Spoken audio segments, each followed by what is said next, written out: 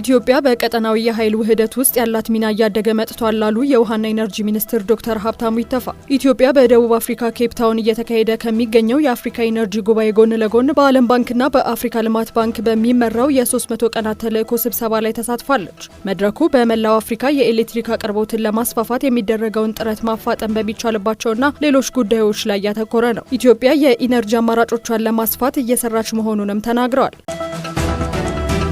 ስድስተኛው ሀገራዊ የጎዳና ላይ ኢፍጣር የፊታችን ቅዳሜ በመስቀል አደባባይ እንደሚካሄድ የኢትዮጵያ እስልምና ጉዳዮች ጠቅላይ ምክር ቤት አስታወቀ። ሀገራዊ የጎዳና ላይ ኢፍጣር መርሃ ግብሩ ነጃሺ ለሀገር በሚል መሪ ሀሳብ ነው የሚካሄደው። የምክር ቤቱ ፕሬዝዳንት ጽህፈት ቤት ኃላፊ ኡስታዝ አቡበከር እንዳሉት በመላ ሀገሪቱ በተመሳሳይ ቀን በሚከናወነው መርሃ ግብሩ ግዙፍ ፕሮጀክቶች ይፋ ይደረጋሉ።